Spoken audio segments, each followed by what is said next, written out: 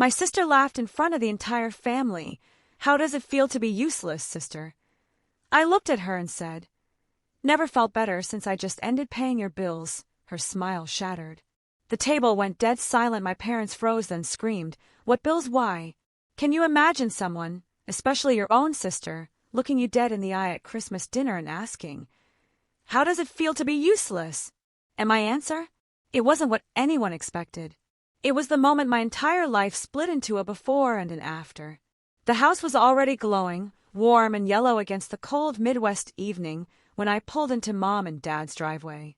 Christmas lights, meticulously measured and strung by Dad, framed the porch. Snow crunched under my boots, and the scent of pine and baked ham reached me even before I hit the door. In my arms, I held a simple, handmade cake, wrapped in parchment and twine. Nothing fancy, just something I'd made the night before after work. It felt right, you know? Honest.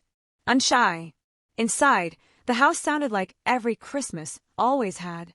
Laughter bouncing off the walls, plates clinking, someone teasing about burnt rolls. Mom's voice, warm and busy, floated from the kitchen, telling everyone to wash their hands and not touch the gravy yet. The living room tree blinked softly, ornaments collected over decades catching the light.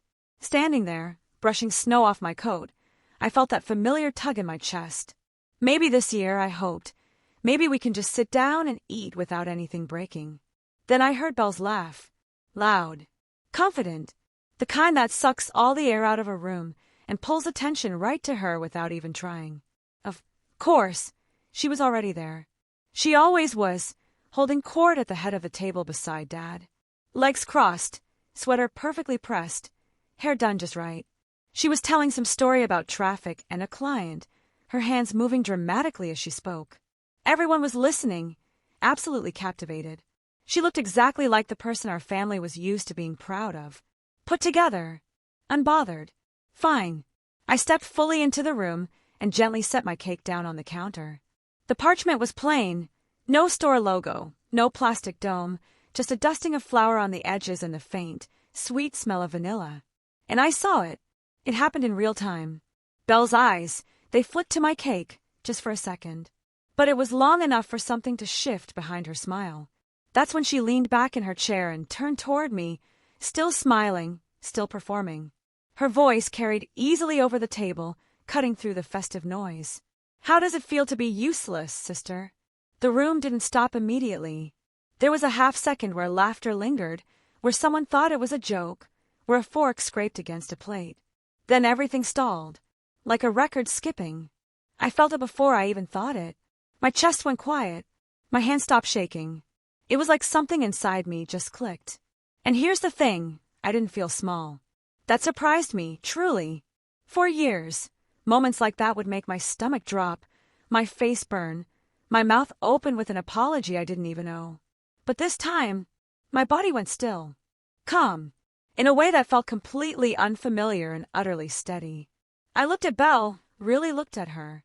At the tightness around her eyes, the way her smile waited for the reaction she expected. And I knew my life was about to split. I set my hands on the back of a dining chair and spoke. My voice sounded strange even to my own ears because it did not waver. Not one bit.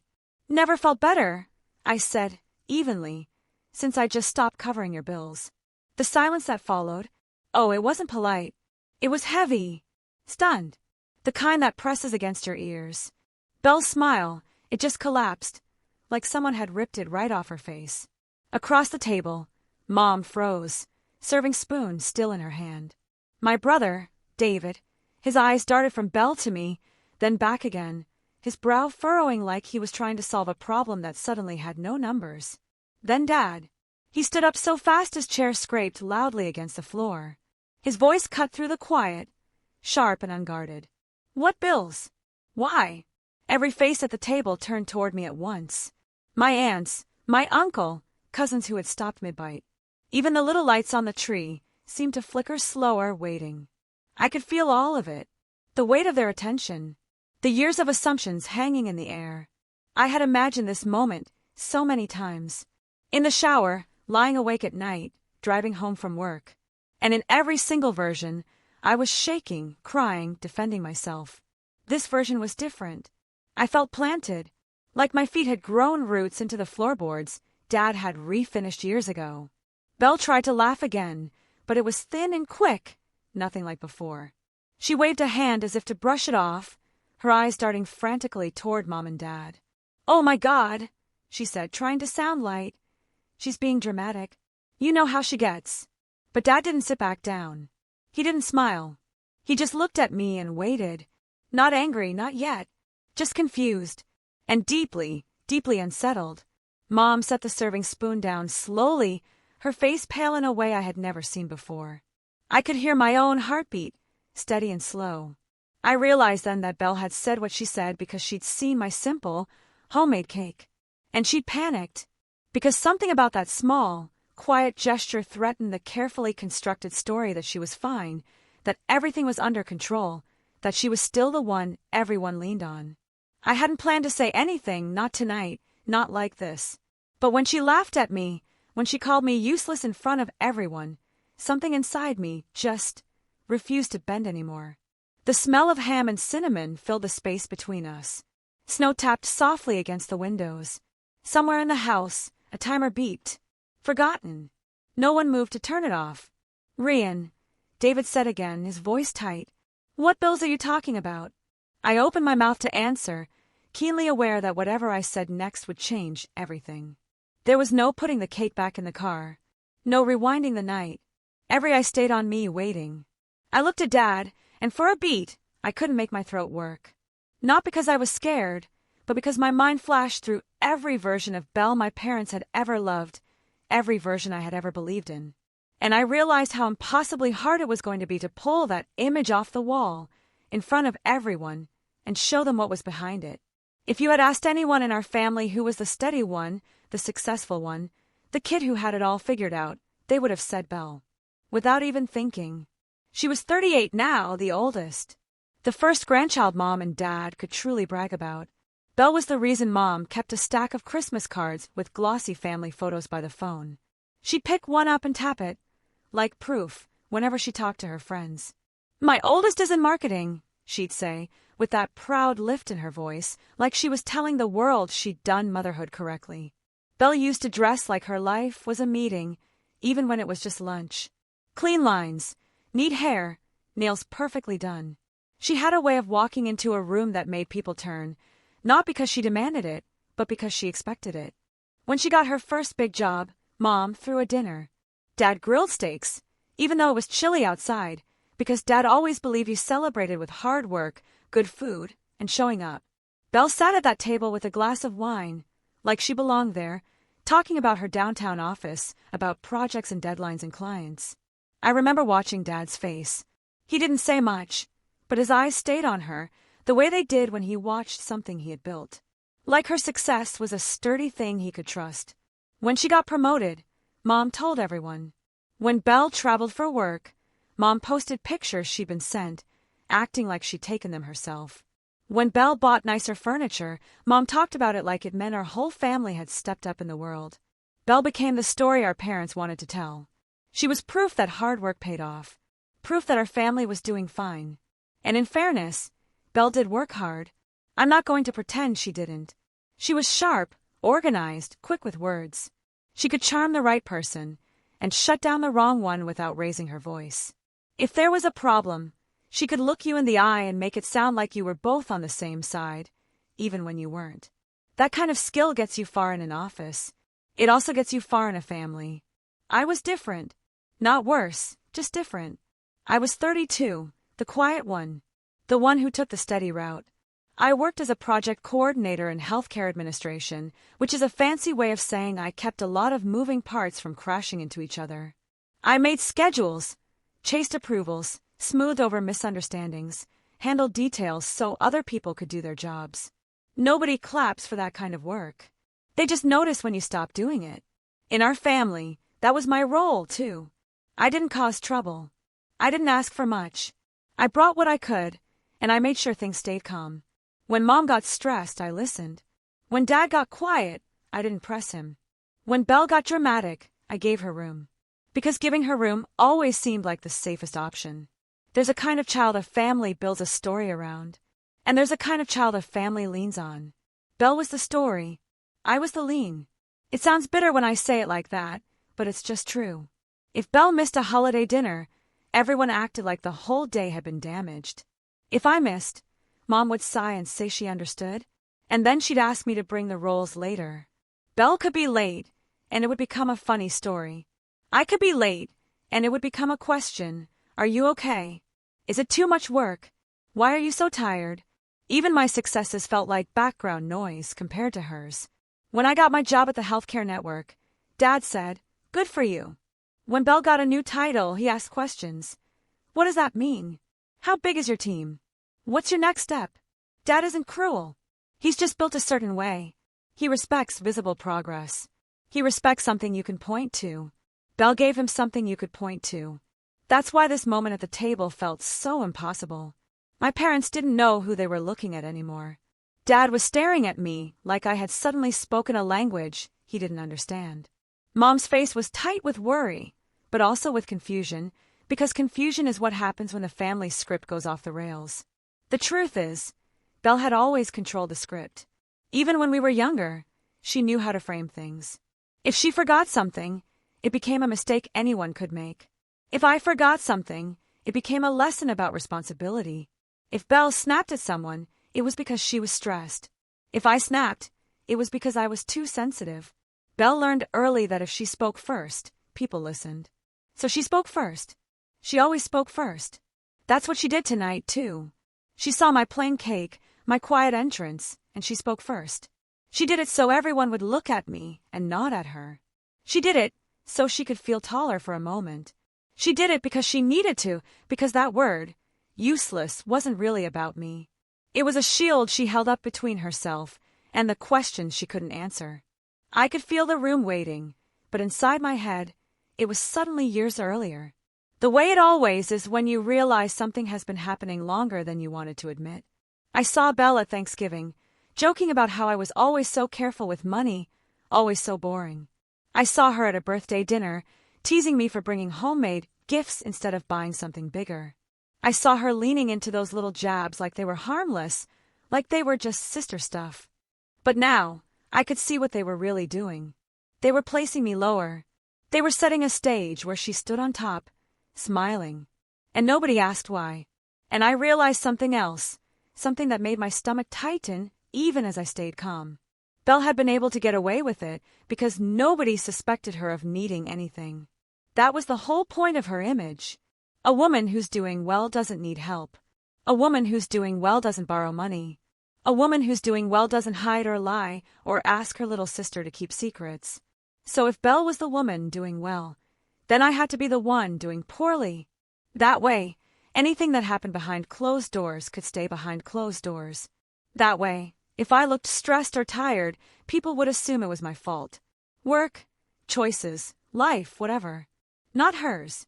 That's why the word useless cuts so deep. Not because it was true. It wasn't. It cut deep because it came from the person my parents trusted most. The person everyone believed. The person who had been treated like the stable center of our family for as long as I could remember. Belle sat there now, her shoulders still squared, her chin lifted like she was trying to keep that old version of herself intact. But her eyes weren't calm. Her eyes were sharp and fast. Watching Dad, watching Mom, watching my aunts and uncle calculating. The smile was gone. And for the first time in a long time, I saw what lived underneath it, fear. Hot and restless. Dad's hands were on the back of his chair. He wasn't yelling anymore, but the tension in his jaw told me he wanted answers. Dad doesn't like surprises. Dad especially doesn't like financial surprises. He came from a generation that saved, paid bills on time, fixed things instead of replacing them. He still keeps every warranty in a drawer. If a light bulb burns out, Dad replaces it immediately. Order makes him calm. Belle was not order. Belle was a storm dressed like sunshine. Mom's fingers twisted in the edge of her apron. She was looking at Belle like she was trying to recognize her. She was also looking at me like she was seeing me in a new light. And I couldn't tell if that made her guilty or just scared. My Aunt Tamsin's eyes moved between us, wide and careful, the way they get when someone senses a family secret and doesn't know where to place their hands. My uncle cleared his throat once, then stopped, as if he realized there was nothing he could say that wouldn't make it worse. Belle finally spoke again, her voice higher than before, too bright. She tried to laugh it off. I was joking. Come on, it's Christmas. She looked at Dad and Mom with a pleading kind of smile, like she was asking them to put the old script back on the table and pretend it was still good. But I couldn't. Not after what she had said. Not after what I had just admitted. I looked at Dad, and then at Mom, and something settled in me, like a decision becoming solid. Belle had spent years being the one everyone believed. Tonight, I was going to be the one who told the truth first. I drew a breath, feeling the warm air of the dining room fill my lungs, smelling pine, gravy, and the faint sweetness of my cake, waiting untouched on the counter. My voice came out steady, because I had carried these words alone for too long. Dad, I said softly, I can explain. I just need you to let me finish. Dad nodded once, slow and stiff, and held up his hand. Not to stop me, but to quiet the room the way he used to do when Belle and I started talking over each other as kids. Go on, he said. So I did. I told them it didn't start the way they probably imagined. There was no big confession, no dramatic breakdown in front of everyone. It started small, in the middle of a year when everything felt like it was slipping out of people's hands. The year the streets went quiet, and everyone learned how fragile their world plans really were. Back in the spring of 2020, when offices shut down and the world felt like it was holding its breath, Belle called me late one night. I remember it clearly because I had just finished washing the dishes in my tiny apartment and was standing at the sink, staring out at an empty parking lot. My phone lit up with her name, and for a second I hesitated. Belle didn't usually call late. She was a planner. Calls with her were scheduled, purposeful. This felt different. When I answered, she didn't say hello right away. I heard her breathing first, uneven and shaky, like she'd been crying and was trying to pull herself together. Then my name came out, soft and broken, in a way I had never heard from her before. I could picture her even before she spoke more, sitting on the edge of her bed, phone pressed to her ear, shoulders hunched, eyes red. The confident voice she used so easily with everyone else was gone. She sounded small. She told me the company had let people go. She said it like it was a bad phrase she didn't want to say out loud. Laid off, downsizing, restructuring. All the words people used that year to soften the same hard truth. She said her position had been eliminated, not because she did anything wrong. She was very clear about that. It was just the economy, just bad timing. I remember leaning against the counter, my stomach dropping. Because Belle losing her job? That just didn't fit into the picture I had of her. She was the one who landed on her feet. She was the one who always had a plan. She rushed through the rest, talking fast now, as if speed might keep the fear from catching up to her. She had some savings. She was already applying. She had contacts. This was temporary. She kept using that word. Temporary. She said she just needed a little help to get through the gap. Just rent for a month or two, maybe utilities. Nothing big. And then her voice cracked again. And she said the part that made my chest ache. She said she hadn't told Mom and Dad. She couldn't, not yet. Mom would panic. Dad would worry. They had already been through so much that year. She didn't want to be another problem they had to carry. She asked me not to say anything. I stood there listening, watching my reflection in the dark window, and all I could think was that this must be killing her. Belle hated appearing weak. She hated needing help. If she was calling me, it must really be bad. I asked her how much she needed. I asked her when she thought she'd be back on her feet. She gave me answers that sounded reasonable. A few weeks, a couple of months at most. She said she had interviews lined up. She said she was embarrassed even asking. I told her I would help. I didn't hesitate. I didn't ask for proof or details. She was my sister. She had always been the one ahead of me. If she said she was stumbling, I believed her. I told myself this was what family did when things got hard. The first transfer felt strange, like stepping into shoes that weren't mine. I remember staring at my bank app, checking the numbers twice, making sure I could afford it. It wasn't easy, but it was possible. I told myself I'd tighten things up for a while. Skip a few extras. Work a little more. I pressed send. Belle stopped crying immediately. The shift was so quick it almost startled me. Her voice steadied, and she thanked me over and over. She said she knew she could count on me. She said I was a good sister. She said this would never become a thing, just a bridge until she landed. After we hung up, I sat on the edge of my couch and let out a breath I didn't realize I'd been holding. I felt useful then. Not in the way Belle would later throw the word at me, but in a quiet way that made sense to me. I was helping someone I loved. I was doing something concrete. In a year full of things no one could fix, the weeks that followed were strange for everyone. Offices stayed closed. Interviews moved online. Time stretched and folded in on itself. Belle would text me updates every now and then. A promising conversation. A company that froze hiring at the last minute. Each message came with reassurance. She was close. She just needed a little more time. I didn't tell Mom or Dad. Not because I thought they'd be angry, but because I believed her when she said she wanted to tell them herself once things were settled. I didn't want to take that from her. I didn't want to make her feel smaller than she already did. I kept working. Healthcare administration didn't slow down during that time. If anything, it sped up. Long days, constant changes, new rules every week. I was exhausted, but I told myself it was temporary too. Everything was temporary then. Or at least, that's what we all told ourselves to keep going. When Belle called again a month later, she sounded calmer. Not happy, but composed. She said she was still looking. She said the market was rough, but she had savings. She was being careful. She asked if I could help with one more payment. Just one more. I said yes. I didn't feel manipulated. I didn't feel used. I felt needed. And in a family where I had always been the background, that feeling, it carried a quiet power. Sometimes she would apologize before asking. Sometimes she wouldn't. Sometimes she would talk about how frustrating it was to be home all day, how she felt invisible without her job. I listened. I nodded, even though she couldn't see me. I told her it would get better. I meant it. Looking back now, I can see how carefully she framed everything.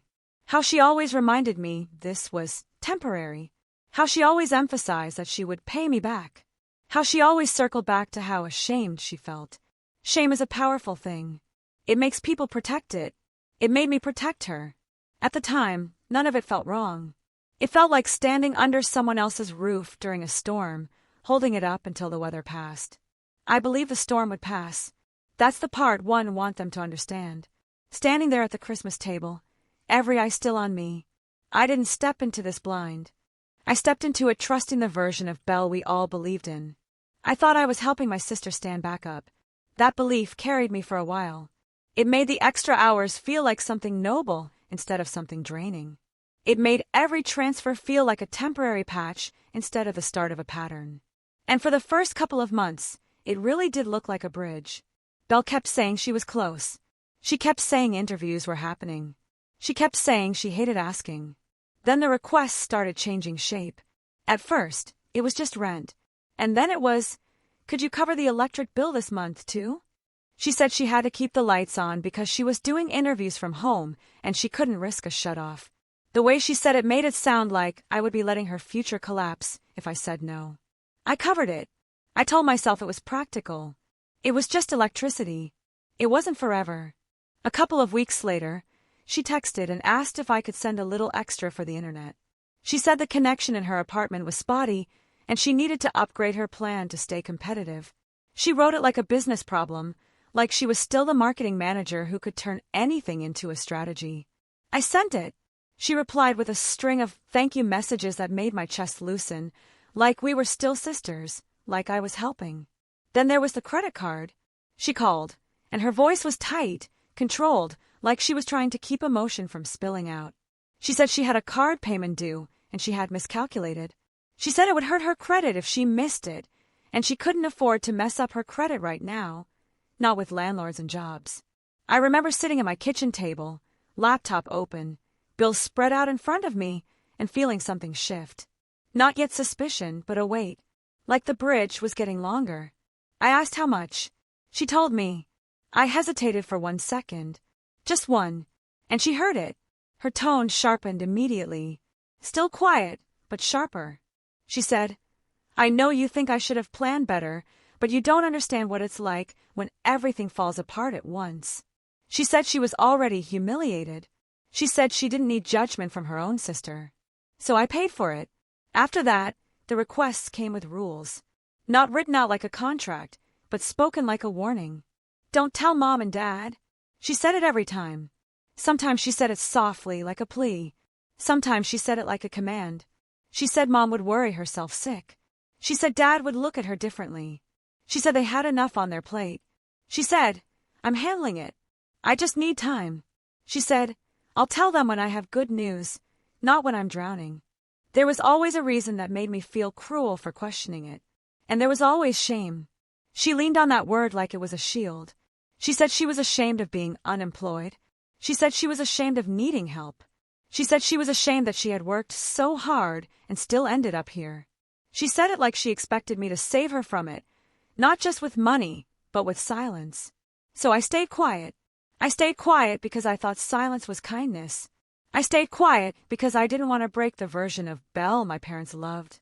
I stayed quiet because, if I'm honest, there was a part of me that wanted to be the one she trusted, the one she leaned on, the one who mattered. I didn't notice at first how that silence started changing me. It showed up in small ways. I stopped buying little things that made my weeks easier. I stopped ordering lunch at work. I made coffee at home and carried it in a travel mug that always leaked. Little sacrifices. I told myself, I'm being responsible. It's just for now. I told myself I could handle it. Healthcare administration during that time was relentless. We were short-staffed and constantly adjusting to new policies. I stayed late. I picked up extra tasks. I took calls I didn't have to take. I told my boss I could handle it. I became the person who said yes before anyone else could ask. When people say family comes first, they don't always talk about the quiet cost. The way it creeps into your body. The way it makes your shoulders tense even when you're sitting still. The way your heart beats faster when your phone lights up because it could be another request, another emergency, another crisis you didn't create. Belle would call, and I would answer before the second ring. If I missed a call, she'd text, "Please call me back when you can." And the words would feel heavier than they should. Sometimes she'd add, "It's important," and my mind would start racing. I'd picture eviction notices, shut-off warnings, late fees stacking like bricks. I'd call back and brace myself. Half the time it was something that could have waited, but she never let it wait. That was part of it. If everything was urgent, then I never had space to think. I tried once to create space. It was late summer, still hot outside, the kind of evening where the air sticks to you. I had just gotten home from work, shoes off, hair pulled up, standing in my kitchen looking at groceries I'd bought carefully within a budget. Belle called and asked about the next payment. Not rent, she said, but the utilities plus the card plus one more thing. She said she needed to renew something online, a subscription. She said it was necessary for job searching. I took a breath, and I said something I had been practicing in my head for weeks. I said, "Belle, maybe we should tell Mom and Dad. Maybe Dad can help you make a plan. Maybe Mom would rather know than be kept in the dark. Maybe this is getting bigger than just a short gap." There was silence on her end for a moment. Then her voice changed. Not crying, not soft. Cold. She said, "Do you want to ruin me?" I blinked, like I'd misheard. I said, "No, of course not. I just think they'd want to know." She said, "You don't understand. Dad will never look at me the same. Mom will make it about her and her anxiety, and I'll have to manage that too." She said, "You want to make me the family disappointment so you can feel better about yourself." That hit me like a slap. It was so unfair that my first instinct was to laugh, but my mouth stayed closed. I felt my face heat up. I told her that wasn't what I meant. I told her I was worried. I told her I couldn't keep doing this forever. Her tone softened just enough to feel like a trap closing gently. She said, "I knew you would make this about you." She said, "I'm the one living on ramen. I'm the one who has to wake up and feel like a failure every day. You get to go to work and feel stable. You don't know what it's like to watch your life fall apart." Then she sighed, like she was exhausted by me. She said, "I didn't want to ask you in the first place. You offered. You said you'd help." She said, "I will remember this. I will remember that when I needed you, you made me beg." I felt my stomach twist. Not because I believed she was right, but because I could hear the old dynamic clicking back into place. Belle on top, framing the story. Me underneath, scrambling to prove I wasn't selfish. So I backed down. I told her I was sorry. I told her I didn't mean to add stress. I told her yes, I would send it. She exhaled and said, "Thank you," like she was granting me forgiveness. After I hung up, I stared at my phone for a long time. My hands were shaking a little. And that was when I realized something that scared me more than the money. I realized I was afraid of her disappointment, afraid of her anger, afraid of being cast as the bad sister. That's not normal. Not when you're both grown women. Not when you're just trying to be honest. I started noticing how Belle talked about secrecy, like it was love, like keeping her secret was proof I cared. She'd say things like, "You're the only one I can trust," and it would feel like a compliment. Then she'd say, "Don't tell anyone," and it would feel like a responsibility. Sometimes she'd call and her voice would be gentle again, almost sweet. She'd ask how I was doing. She'd mention something funny she saw online. She'd tell me she missed the old days. Then, right when I felt my guard lower, she'd slide in the ask, "Can you cover this, too? Just this one. You know I'd do it for you." I wanted to believe that last part. I wanted to believe she would do it for me. But a small part of me kept whispering that she never had. Not really. Not when it mattered. Belle was good at being present when it made her look good. She was not good at being present when it was messy. I told myself that thought was petty. I pushed it down. I pushed down a lot. I pushed down the resentment when I saw her post photos online, smiling on a patio, even if the drink in her hand was just lemonade. I pushed down the confusion when she talked about ordering takeout like it was normal, even though she told me she was barely surviving. I pushed down the little sting when she made jokes about my careful spending, about how I was always so serious. She'd laugh and say, "You worry too much." And I would look at my bank account and swallow the truth. There's a very specific kind of loneliness that comes from carrying a secret that isn't yours. It isolates you from everyone in the room. You sit at family dinners and smile, and you know something the others don't. You watch your parents laugh and relax, and you know they wouldn't be relaxed if they knew. You become the keeper of a reality nobody asked you to hold. I kept it because Belle made it sound like I was protecting them. Protecting Mom's nerves. Protecting Dad's pride. Protecting the holiday peace. The way she said it, it almost sounded noble. But the longer it went on, the less noble it felt. It started feeling like a trap that tightened every time I tried to pull away. By the time the first year had passed, I wasn't counting months anymore. I was counting payments. I could tell you exactly when her rent was due. When the utility bills hit. When the card payment was posted. My life started orbiting her calendar. And through it all, Belle kept wearing her confidence like armor. Even on the phone, even in tears, she never let herself sound too weak for too long. She always swung back to control. She always reminded me that telling anyone would be betrayal. She always found a way to make my help feel like my obligation. I told myself it would end when she found a job. I told myself it would end when the world settled down. I told myself it would end because it had to. That's what I told myself. And standing there at the Christmas table, watching Dad's face as he waited for my explanation, I realized just how long I had been telling myself that, and how much of my life I had rearranged around the hope that my sister would eventually stand up on her own. I took another breath, and I could feel the whole room holding theirs with me.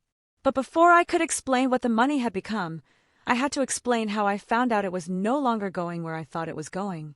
For a long time, I believed every dollar I sent was keeping a roof over Belle's head and the lights on in her apartment.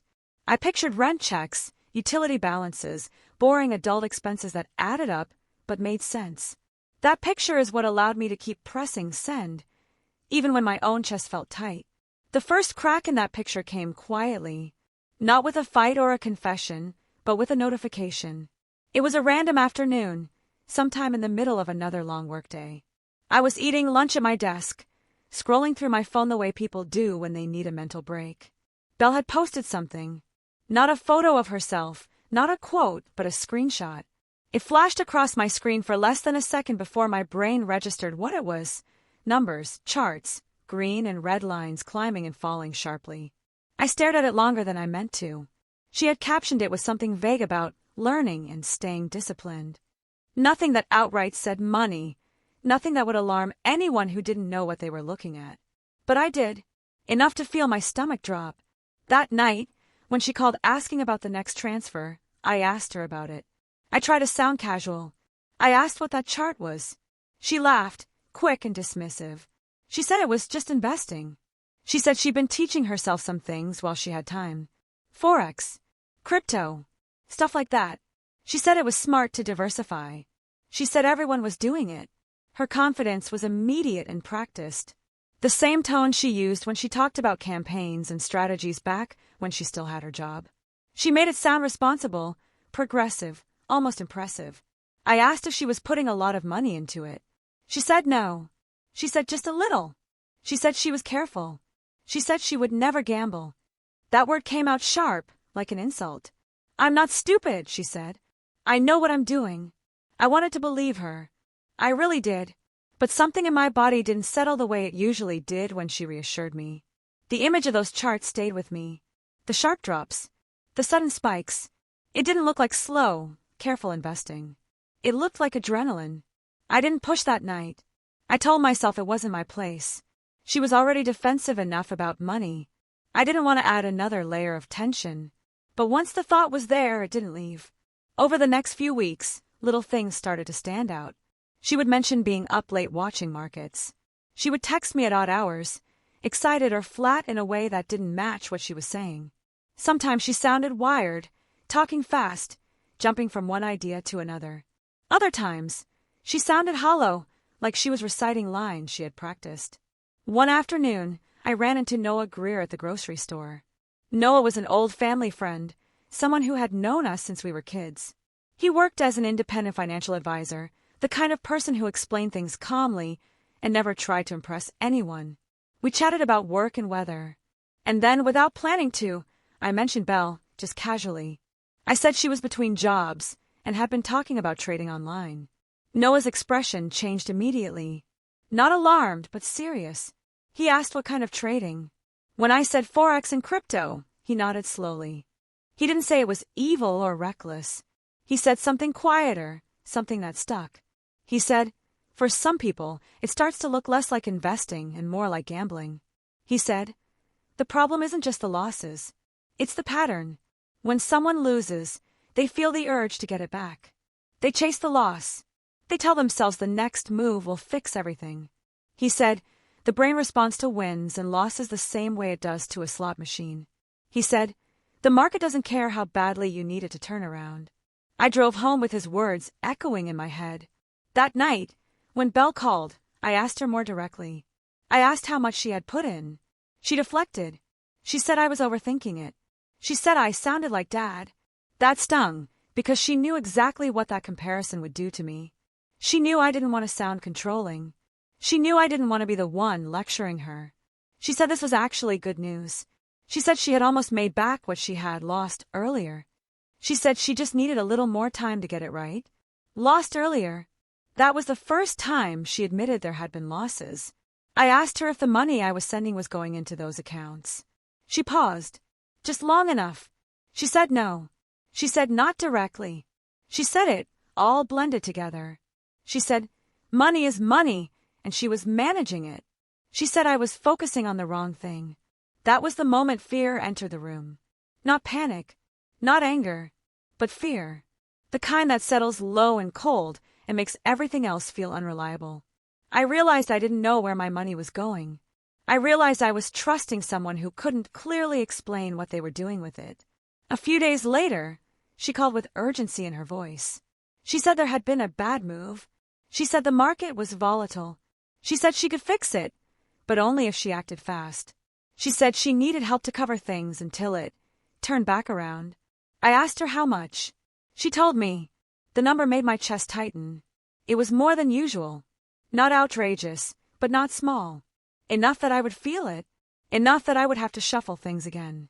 I told her I was worried. I told her this didn't sound like just paying bills anymore. Her reaction was immediate. She accused me of not trusting her. She said if I had any idea how close she was to turning it around, I wouldn't hesitate. She said this was the last push, the last move, the last chance. She said if I didn't help her now, everything she had worked for would be gone. I could hear the edge in her voice, the desperation wrapped in confidence. It was the same pattern Noah had described, unfolding right in front of me. Lose, chase, just one more. I said I needed to think. She didn't like that. She said thinking was a luxury she didn't have. She said hesitation was how people miss opportunities. She said I was being negative. She said she thought I believed in her.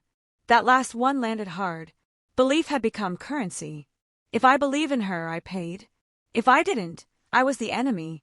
I hung up and sat in the quiet of my apartment, phone in my hand, heart racing. I opened my banking app and looked at the numbers again. I looked at the savings account I had been slowly building. I looked at the credit card balance that was higher than I liked. I looked at the calendar and counted the days until my next paycheck.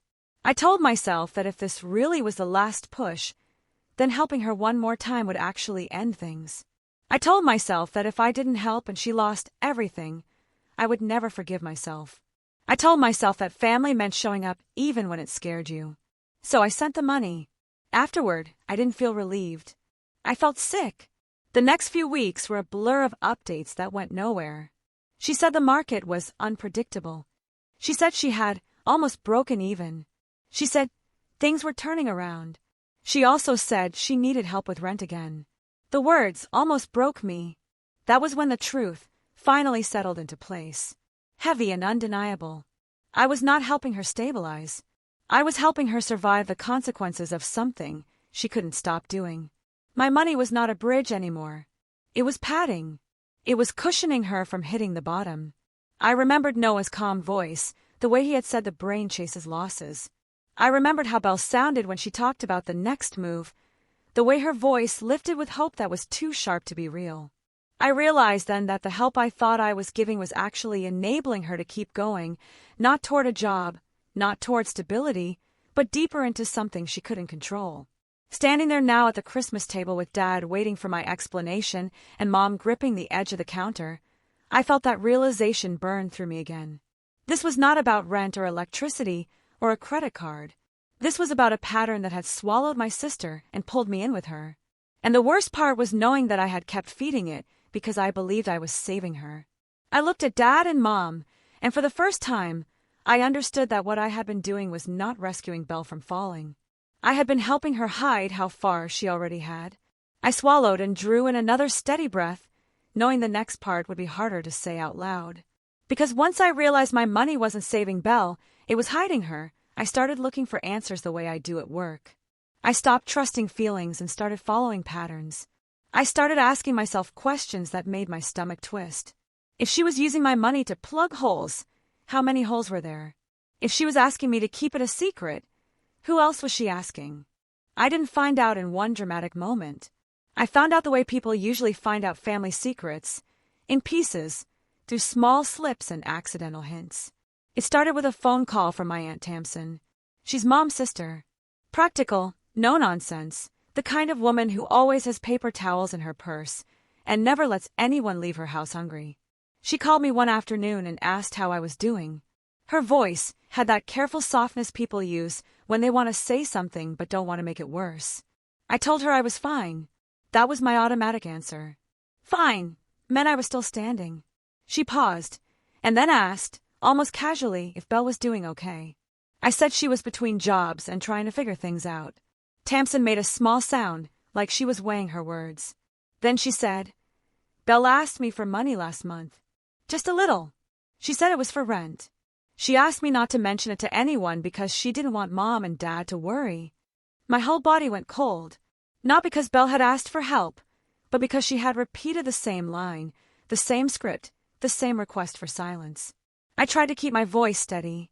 I asked Tamsin how much. She told me, and it wasn't a huge amount, but it was enough to matter. Enough to mean this wasn't a one-time favor. Enough to mean Belle was building a web. I asked Tamsin if she had told anyone else. Tamsin said no.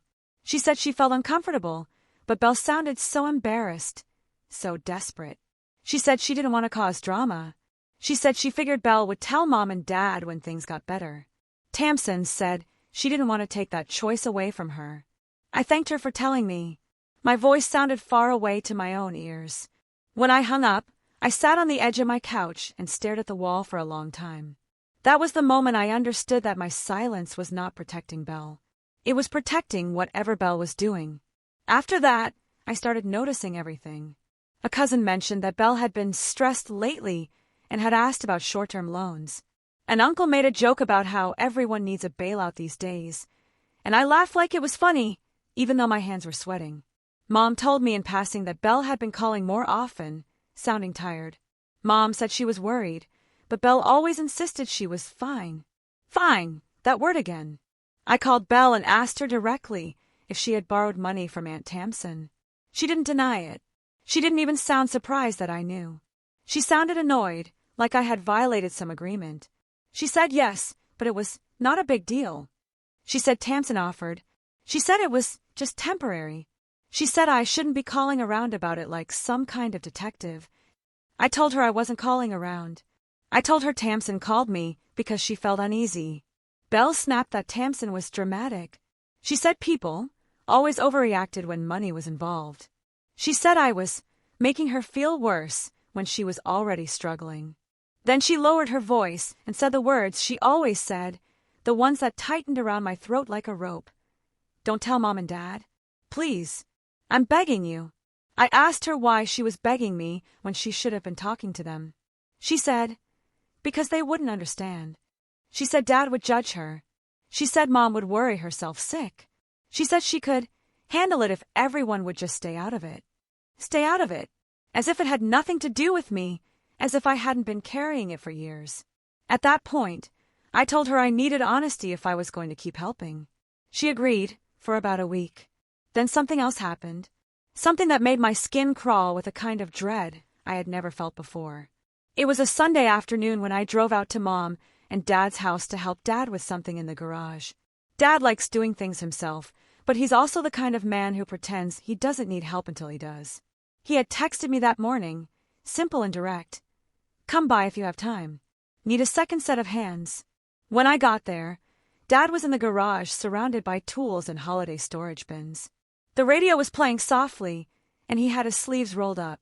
Mom was inside making soup, the kind of soup that always tastes like safety.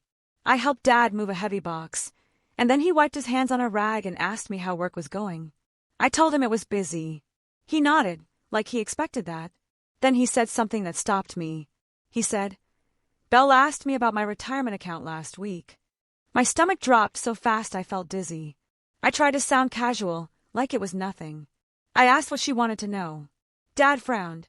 He said she was asking questions about penalties and withdrawals.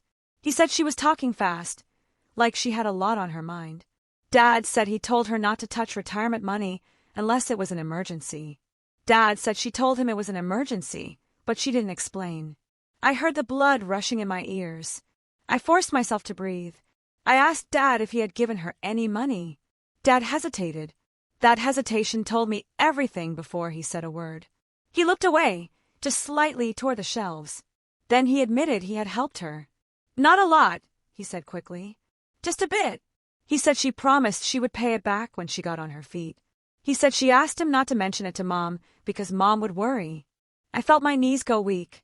I gripped the edge of the workbench to steady myself. Dad, I said, and my voice sounded strange, tight, like it was coming from someone else. How long has this been going on? Dad frowned again. He said it was recent. He said she asked once a few months ago, and then again more recently. Dad said he thought he was just helping her through a rough patch. Dad said he didn't think it was a big situation. I could barely hear him over my own thoughts, because it was a big situation. It was bigger than I had even allowed myself to name. If Belle had reached into Dad's retirement money, it meant she was desperate in a way that scared even her.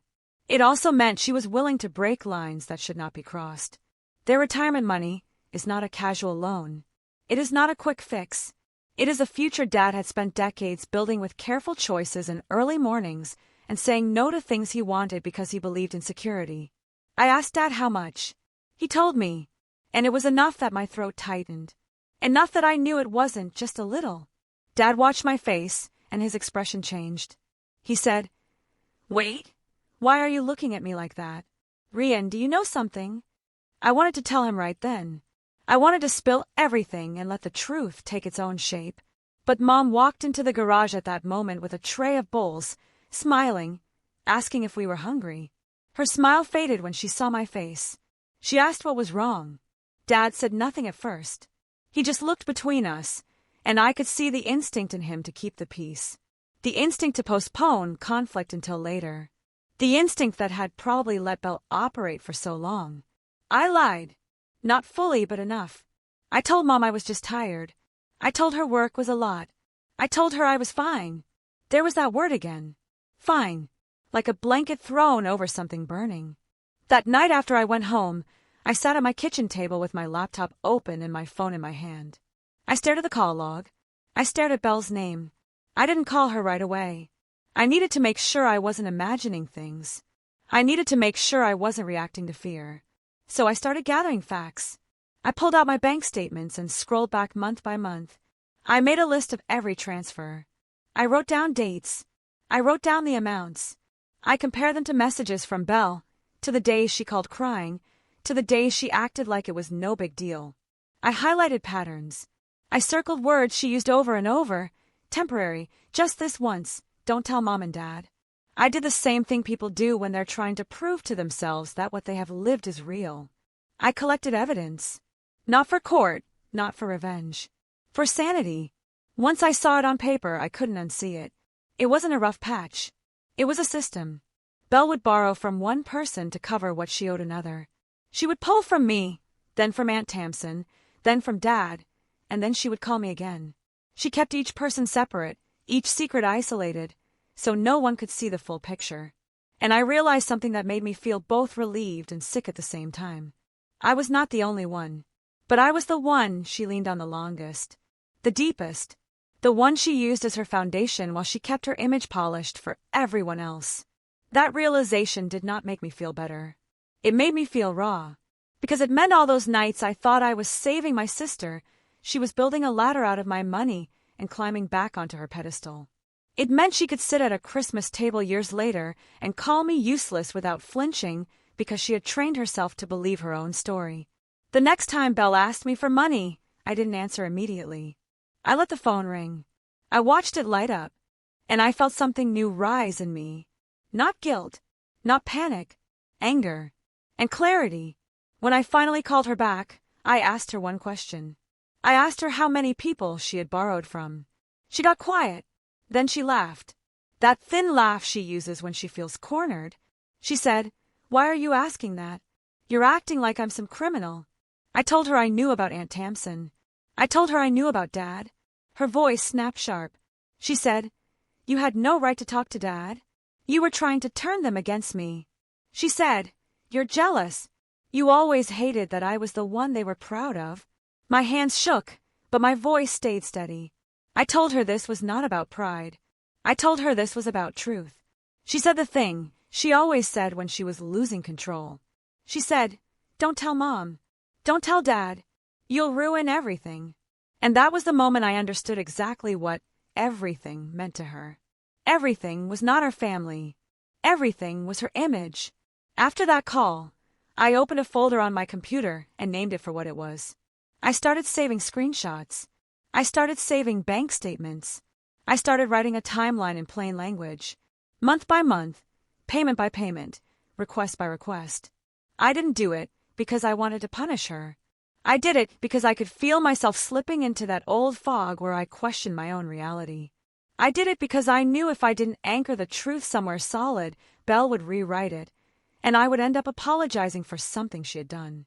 So, standing at the Christmas table now, with Dad still staring at me and Mom frozen near the counter, I knew I was not just holding my own story in my hands. I was holding the first clear map of how far my sister had gone and how many people she had pulled down with her. I swallowed again, then looked at Dad and nodded once, as if I was nodding to myself. "I have receipts," I said quietly, "and I can show you all of it." But the decision to stop didn't begin at that Christmas table. It began weeks earlier, on an ordinary weekday that almost cost me my job. I had been running on fumes for months by then, sleeping lightly, waking up already tired, checking my phone first thing in the morning, not for messages from friends or news, but to see if Belle had texted. My body had learned to brace itself before my mind even caught up. Work had not slowed down. If anything, it demanded more from me. New procedures, constant meetings, deadlines stacked on top of each other. I used to pride myself on being steady, reliable, the one people could count on. Somewhere along the way, that steadiness started cracking. The first sign came during a team meeting. I was supposed to present a summary I'd worked on for weeks. I stood there, staring at the screen, and for a few seconds, my mind went completely blank. Not nervous. Empty. Blank. Like the words had evaporated. My manager looked at me, confused. Someone cleared their throat. I apologized and stumbled through it, but I could feel the shift in the room. The unspoken question, "Are you okay?" Later that day, my manager asked me to step into her office. She closed the door gently and asked if everything was all right. She said I seemed distracted lately. She said she valued my work, but she needed me present. I nodded and said, "Yes, of course. I was just tired." I said things had been busy at home.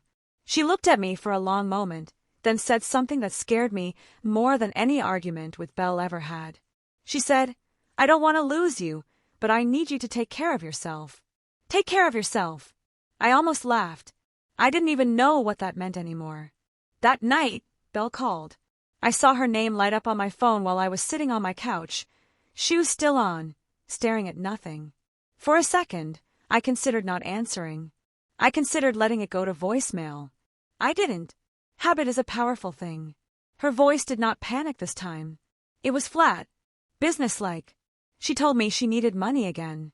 She didn't ask how I was. She didn't apologize. She told me the amount and the deadline like she was reading off a list. I felt something inside me harden. I asked her what it was for. She sighed, irritated. She said, "Why does it matter? Money is money." She said I was overthinking again. I told her I was struggling. I told her work was on the line. I told her I couldn't keep doing this. There was a pause.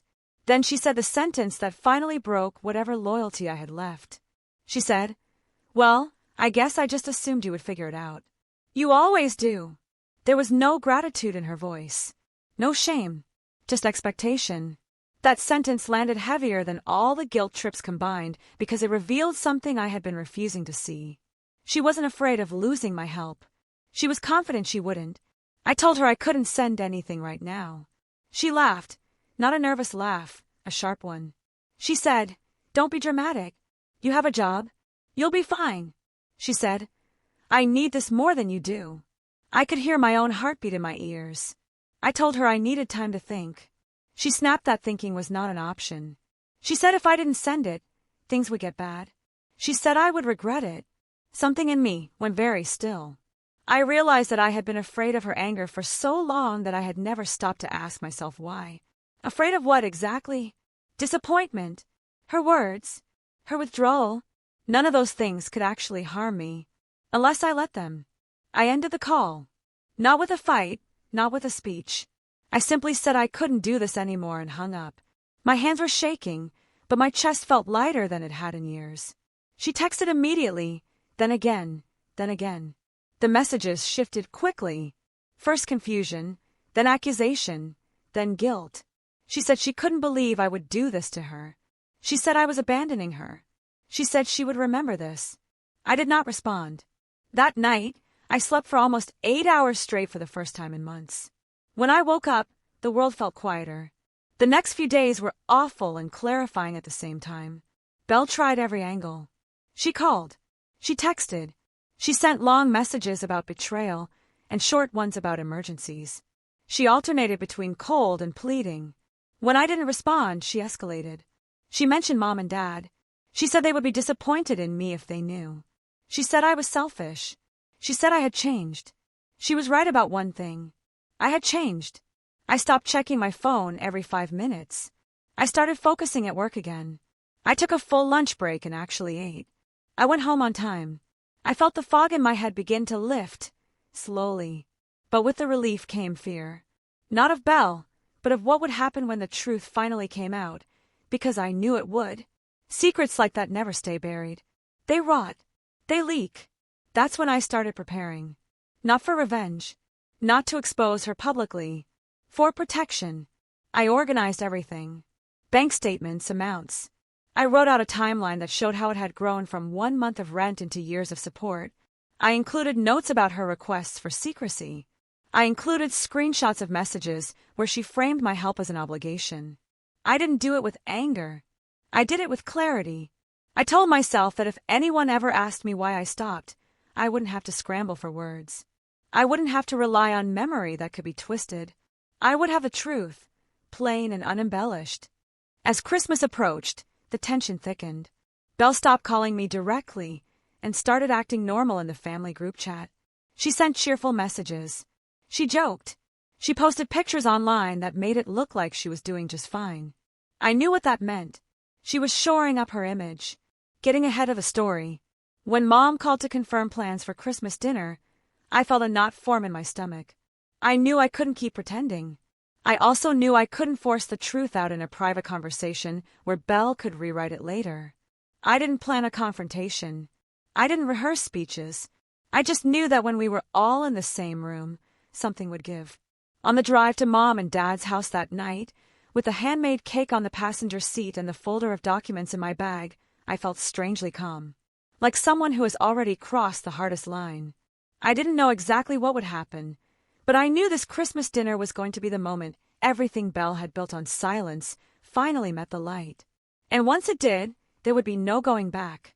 The light was already there, warm and bright in Mom and Dad's dining room, bouncing off the polished wood table and the crystal dish Mom only brought out on holidays. It made the whole scene look almost too pretty for what was happening. Twinkling tree in the corner, candles on the sideboard, plates lined up like a postcard.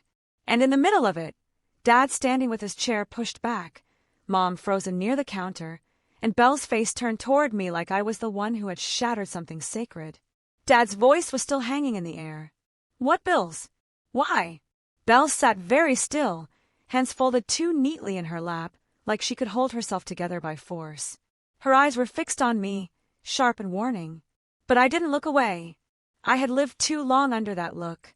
I reached into my bag slowly. I didn't want to move fast. I didn't want anyone to think this was a stunt, or that I was enjoying it. I pulled out a plain folder, the kind you buy in a pack at the office supply store, and placed it on the table in front of Dad. The sound of it landing was small, but in that room it felt loud. Dad looked down at it like it might bite him. Mom's hand pressed against the counter, and Tamsin's mouth parted slightly, as if she wanted to speak but couldn't find a safe way in. My uncle shifted in his chair. Someone's fork clinked against a plate. Forgotten. I kept my voice calm on purpose. Not cold, just steady. I had learned the hard way that if you sound emotional, people hear emotions instead of facts. I said, "It started in the spring of 2020, when Belle lost her job and didn't tell you." I said, "She called me and asked for help. Just temporary. And she asked me not to tell Mom and Dad because she was ashamed and didn't want anyone to worry." Mom made a small sound, like she was going to interrupt, but she stopped herself. I continued. I said I helped because I believed her. I said it started with rent, then electric, then the internet, then credit cards. I said the requests didn't stop when a month passed. They became a habit. Dad's face tightened. He didn't blink. Dad is not a man who cries easily, but he does have a look that appears when something hits him in the deepest place. It is the look of a man realizing the rules he lived by do not apply to the room he is standing in. Belle gave a short laugh, trying to cut through my words. She said, "This is ridiculous. She's exaggerating. It's Christmas. She's making a big deal out of nothing." I didn't argue with her. I didn't trade insults. I didn't raise my voice. I simply slid the folder toward Dad and told him to look. Dad hesitated for 1 second, like he was hoping this would go away if he didn't touch it. Then he opened it. Inside were printed statements, transfers highlighted, pages labeled with dates, and a simple timeline I had typed out in plain language. I hadn't decorated it. I hadn't added dramatic words. Just the facts. Month by month. Request by request. Amount by amount. Notes about what she said each time. Notes about the condition that always came with it. Don't tell Mom and Dad. Dad's hands trembled slightly as he held the first page. He read it slowly.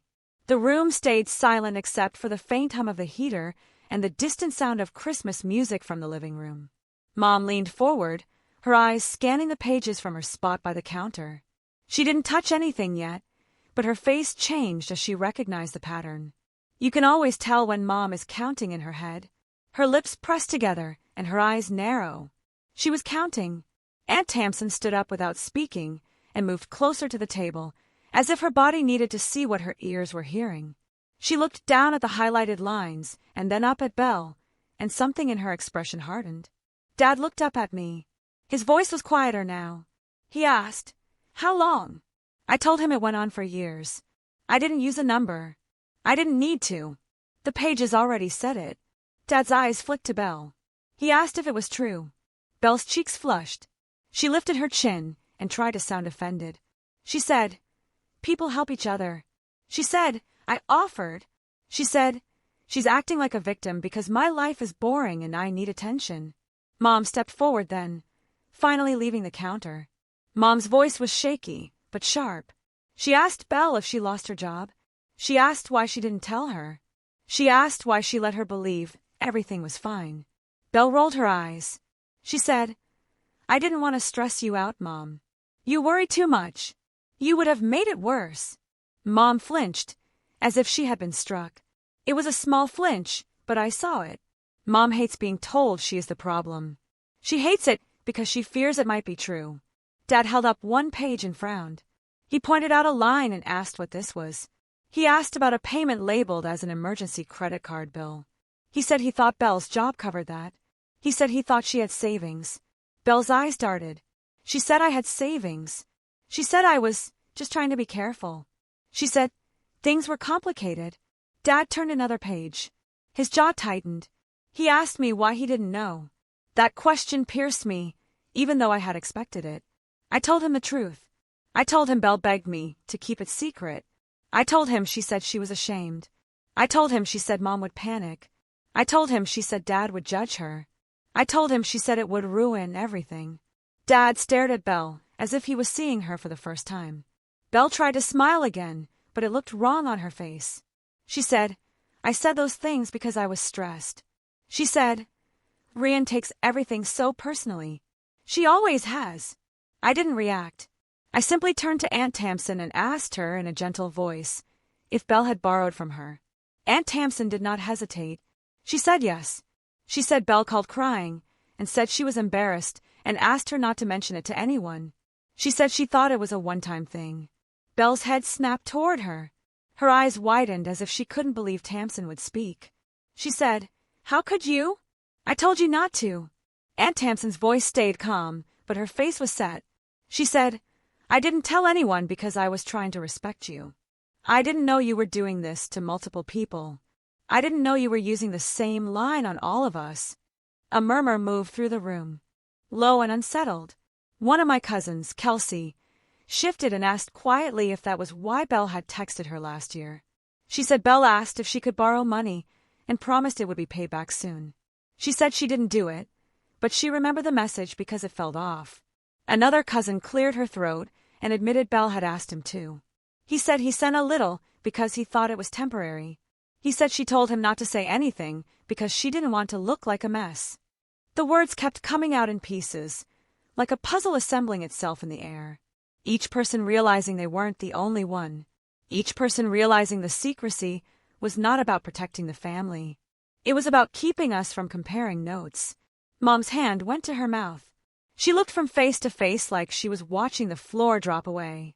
Dad lowered his gaze to the papers again, scanning faster now, as if his mind was finally allowing him to see what his heart didn't want to accept. Belle's voice rose. She said, "You're all ganging up on me. You don't understand what it's like to lose everything. You think you're so perfect." No one answered her right away. The silence did it for us. It was the kind of silence that says, "You have used up the room's patience." Dad turned another page. His hand stopped. He froze. I saw it before he spoke. His eyes locked on a section I had been avoiding even in my own mind. A note about a conversation in the garage. A withdrawal. A loan. Money that was not supposed to be touched. Dad's voice was low and strange, like it hurt him to force the words out. He asked about retirement money. Mom's head jerked up. She looked at Dad, confused. She asked what he meant. She said, "What retirement money?" Dad didn't look at her at first. He kept staring at Belle. He asked Belle if she had taken money from their retirement. Belle's face went pale for a second. Then she recovered fast. She said, Taken is a strong word. Dad offered. It was just a loan. I was going to pay it back. Mom's eyes went wide. Mom stepped closer to the table, so quickly her chair scraped. She asked Dad if it was true. She asked if he had given Belle money from retirement. Dad's mouth tightened. He didn't like admitting he had been fooled. Dad hates looking careless. But he nodded. Mom's hand flew to her chest. Her eyes filled immediately. Not dramatic tears, but the kind that appear when something deeply held is threatened. Retirement was not just money to Mom. It was safety. It was the future. It was the promise that after all the years of working and saving and budgeting, they would not be a burden. Mom's voice cracked. She asked Belle how she could do that. She asked how she could take their future and gamble with it. Belle flinched at the word, gamble. She said, I didn't gamble. I was investing. I was trying to fix things. I was trying to get back on track. Dad's eyes narrowed. He asked what she meant by investing. Belle's lips pressed together. She looked at me like she wanted me to keep quiet, like we were still in that old agreement, like I was still her keeper. I didn't look away. I said, she's been trading Forex and crypto. She told me she could make it back. She kept saying it was the last push.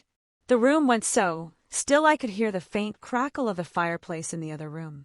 Mom's face twisted in pain and disbelief. She whispered to Belle, Please tell me you didn't. Belle's eyes flashed with anger.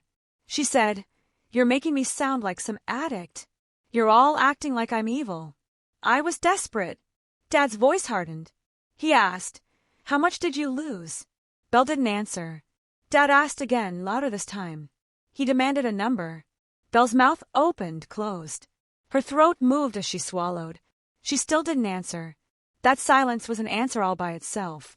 Mom's legs seemed to give slightly. She grabbed the back of a chair to steady herself. I stepped toward her instinctively, but she shook her head as if she needed space. Mom's face was wet now, tears slipping down without her noticing. Dad's shoulders slumped, then squared again. Dad is a man who reacts to pain by trying to solve problems. But there was nothing to solve at that moment. There was only a truth that had already happened. He turned the folder toward me and asked if I had more. I nodded. I said I had bank statements and messages. I said I had a timeline. I said I was not sharing it to embarrass anyone. I said I brought it because I could not keep carrying it alone. And I could not let Belle rewrite the story later. Belle stood up suddenly, her chair scraping loudly. She snapped that I was doing this on purpose. She snapped that I wanted to ruin her in front of everyone. She snapped that I was jealous. Her voice shook at the end. And that was the first crack that felt real. Not her practiced anger. Not her sarcasm. Fear. Aunt Tamsin spoke again, calm and firm. She said, This is not jealousy. This is consequences. Belle pointed at her, shaking. She said, You don't get to talk. You don't know what it's like to be under pressure. My uncle finally spoke, his voice low and disappointed. He said, Belle, you asked me for money, too. You promised you were just trying to cover bills. He said you promised you would pay me back. Belle's eyes darted around the table like a trapped animal. Dad held up his hand. Not to silence us, but to stop Belle from spinning. He told her to sit down. He told her he was not done. Belle hesitated, then sat, but her posture was rigid, her hands clenched and unclenched in her lap. Dad looked at the papers again, then at me. His voice softened slightly, not in approval, but in regret. He asked me, Why didn't you tell me earlier? That question stung in a different way now, because I could see he meant it. He wasn't accusing me. He was accusing himself. He was picturing all the moments he had praised Belle. All the times he had taken her confidence as proof she was okay. I answered honestly. I said, Because she told me not to. Because I thought I was protecting you. Because I was ashamed, too. I said, I didn't want to be the reason the family fell apart. Mom let out a small sob, and for a second I thought she might collapse. Then she straightened, and her face changed. Her eyes focused on Belle with a steadiness I had not seen before. Mom asked Belle one simple question. She asked why she called Rian useless when she had been living off her. Belle's mouth tightened. She said, I didn't mean it like that. It was a joke. Mom shook her head slowly. She said, That is not a joke. That is cruelty. Belle looked at Dad then, searching for rescue. For a softening. For the old script, where Dad tries to calm things down and move on. Dad did not rescue her. Dad looked exhausted, older than he had looked at the start of dinner. Dad said he needed to understand the full scope. He asked Belle if there was anything else. More loans. More people. More accounts. Belle's eyes dropped to the table. For the first time, she did not fight back. She did not throw another insult. She did not perform. She simply stared at the wood grain like it might give her an answer. That was when I realized something else. Belle was not in control anymore. Not of the room. Not of a story. Not of the way people saw her. The silence that followed was heavy and final. Not dramatic. Not cinematic. Just real. The kind of silence where everyone is thinking the same thought, but no one wants to be the one to say it. Belle's shoulders sank slightly, as if the weight of pretending was finally too much to hold up. Dad's hand stayed on the folder. Mom's tears kept sliding down. Quiet and steady. Aunt Tamsin's arms folded across her chest. My cousins stared at their plates. No one ate. No one reached for the gravy. The whole Christmas dinner sat untouched, like a scene that had lost its purpose. And in that stillness, Belle was no longer the person with the perfect sweater and the confident laugh. She was just a woman who had run out of people to hide behind. Every eye in the room drifted back to me. Not because I was the villain, but because I was the one who had finally said the thing no one wanted to hear. I stood there with my hands at my side, feeling the strange calm that comes when the truth is already out and there is nothing left to protect. Dad inhaled slowly, then looked at me again, his voice barely above a whisper. He asked me how much I had paid. I opened my mouth and the room waited. I told Dad the total. I said it slowly, because it deserved to be heard clearly. I said it had grown over time, month by month, until it became a number that no longer fit into the idea of help. It fit into something else, something closer to survival. Dad closed his eyes. Not tightly, not in anger, but like someone pressing pause because the picture in front of him is too much to take in all at once. When he opened them again, they looked different. Dimmer. Worn. Mom didn't ask for the number again. She didn't need it. She was already adding it up in her own way. She was seeing all the small sacrifices she and Dad had made over the years. The trips they postponed. The extras they skipped. The careful planning that now felt violated. Belle sat very still. She didn't interrupt anymore. She didn't laugh or scoff or try to redirect. Her silence was not calm. It was empty. Dad pushed the folder back toward me and said he needed a minute. He stepped away from the table and went into the living room. Mom followed him without a word. Their footsteps sounded heavy on the hardwood floor. No one spoke while they were gone. Not a whisper, not a sigh. It was as if the room itself understood that whatever came next would not be reversible. When Dad came back, he didn't sit down. He stood at the head of the table, one hand resting on the chair like he might need it to stay upright. He looked at Belle and said he was disappointed. Not angry. Not yelling. Disappointed. He said it the way parents do when something breaks that cannot be fixed with time or excuses. He said he could not help her anymore. He said he would not lend her money, cover bills, or protect her from consequences. He said he needed distance. He said he didn't want to see her for a while. Mom nodded beside him. Mom's voice was quiet but firm. She said she loved her daughter, but she could not be part of this anymore. She said she was done being lied to. She said she needed space to process what had happened. She said she didn't trust Belle right now. Belle finally reacted. She stood up abruptly, knocking her chair back. She said, "You can't just cut me off. You're my parents. You're supposed to help me." Dad shook his head. He said, "Help is not the same as enabling." He said he wished he had learned that sooner. Mom wiped her face and said she hoped Belle would get real help. She said she hoped she would talk to someone. She said she could not watch this anymore. Belle looked around the table, searching for an ally. Aunt Tamsin did not meet her eyes. My cousins stared down at their plates. My uncle sighed and shook his head. No one stepped in. That was the moment Belle realized there would be no rescue. She grabbed her coat and stormed toward the door. She said we would all regret this.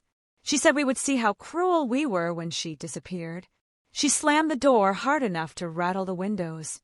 The tree lights blinked quietly in the corner. Christmas music kept playing in the other room, cheerful and absurd. No one chased her. That night ended without dessert, without gifts, without closure. People hugged awkwardly and left early. The house felt hollow when it was finally just Mom and Dad and me. Dad sat at the table long after everyone else had gone, staring at the wood grain like he was trying to memorize it. Mom cleaned dishes that had barely been used, her movements slow and methodical. I stayed until everything was done. I didn't know what else to do. The days that followed were quiet in a way that felt unfamiliar. Belle didn't call. Not me. Not Mom. Not Dad. The family group chat went silent. I later learned that she had tried. She had reached out to a cousin first, then an uncle. The answers were polite but firm. No one sent money. No one offered to smooth things over. Without our help, the reality she had been avoiding came fast. She lost her apartment within weeks. Not dramatically. Not with an eviction notice taped to the door, but with a quiet decision she could no longer postpone. She moved into a small room in a shared house across town. The kind of place you rent when options are limited and privacy is a luxury. She still didn't stop trading. I know that because she texted me once late at night a few weeks after Christmas. She didn't ask for money. She sent a message about how close she was to turning things around. She said she just needed one good move. She said the market was about to shift. I did not respond. Without our money cushioning her, the losses hit harder. She burned through what little she had left. She took a job waiting tables at a diner near the highway. Long hours, unpredictable tips, no benefits. The kind of job she once would have mocked. The kind of job she had laughed at people for settling into. I did not feel satisfaction when I heard that. I felt sadness, not the soft kind, but the heavy kind that sits in your chest and does not move. Mom and Dad did not go looking for her. They did not call to check in. They did not send money quietly behind the scenes. Dad said he needed to protect what was left of his peace. Mom said she needed to grieve the daughter she thought she had. That distance was the hardest consequence of all. I didn't ask Belle to pay me back. Not because I didn't deserve it, but because I didn't want my life tied to hers anymore. I didn't want my future anchored to her recovery or her failure. I sent her one message, just one. I told her I was not sending money anymore. I told her I hoped she would get help. I told her I loved her, but I was done rescuing her. She replied with anger first, then with silence. That silence stretched into weeks, then months. At first, it felt strange not being needed. My phone felt lighter in my hand. My days felt longer. I noticed how much space had been taken up by waiting. Waiting for the next call. The next crisis. The next guilt trip. Without that noise, I could hear my own thoughts again. I focused on work. I slept. I started saving again. Slowly, carefully. I said no to overtime I didn't need. I said yes to rest. Mom and Dad started rebuilding, too. Not financially, but emotionally. Dad took walks in the evening. Mom joined a community class. They didn't talk about Belle much. When they did, it was brief and careful. The absence lingered, but it no longer ruled the house. Belle's life shrank to match the reality she had avoided. Fewer options. Fewer people willing to listen. Fewer places to hide. She still tried to perform strength online. A smiling photo here, a vague post about resilience there. But the comments grew quieter. The attention faded. There was no dramatic downfall. No public apology. No grand lesson delivered. Just consequences. The kind that don't shout. The kind that settle in and stay. I learned something during that time that no amount of arguing could have taught me. Karma doesn't need revenge. It doesn't need spectacle. Sometimes it just needs people to stop interfering. By stepping back, I let Belle meet herself without a buffer. Without my money softening the impact. Without my silence protecting her image. The silence that followed became the loudest response of all. And in that silence, I finally had room to breathe. I didn't fix my sister. I didn't save her. But I saved myself. And for the first time in years, that was enough. The word, useless, stayed with me long after the house went quiet again. It echoed in small moments when I was alone. When I was folding laundry or driving home from work, when there was no one around to perform strength for. I kept turning it over in my mind, not with anger, but with curiosity. What did she really mean when she said it? I realized something slowly, the way truth usually arrives. Useless was never about what I did or didn't contribute. It was a label, a tool, A way to keep me small enough to stay, helpful enough to keep giving, quiet enough to never question the role I had been assigned. As long as I believed I was useless, I would keep trying to prove otherwise, with money, with silence, with loyalty that cost me more than it should have. Once I stopped believing it, the whole structure collapsed. Life after that Christmas did not become perfect. It became simpler, and simpler, it turned out, was a gift. My finances stabilized in a way I had almost forgotten was possible. Without the constant outflow, my checking account stopped feeling like a crisis waiting to happen. I paid down what I needed to. I rebuilt my savings slowly without drama. Watching that balance grow again felt grounding, like reclaiming a piece of myself that had been on loan for too long. At work, my focus returned fully. I stopped second-guessing every pause in my concentration. I slept better. I laughed more easily. My manager noticed the difference and told me I seemed lighter. I didn't explain why. I just smiled. Mom and Dad changed too. They didn't become cold people. They became clearer ones. They stopped making excuses for behavior that hurt them. They stopped smoothing over problems just to keep the peace. It was not easy for them, especially for Mom, who had spent most of her life believing love meant sacrifice, no matter the cost. One evening, months later, Mom told me something quietly while we were washing dishes together. She said she wished she had learned earlier that protecting your child does not mean protecting their lies. She said she was sorry she had not seen what was happening sooner. I told her she did the best she could with what she knew. That was true. Dad did not say much about it. He rarely does. But one afternoon while we were sitting on the porch, watching the sun drop behind the trees, he told me he was proud of me. Not for what I had done for Belle, but for knowing when to stop. That mattered more than I expected it to. As for Belle, I didn't check on her. Not out of cruelty, but out of respect for the boundary I had drawn. Every time I felt the urge to step in, to fix something, to soften a consequence, I reminded myself that stepping back was the kindest thing I could do for both of us.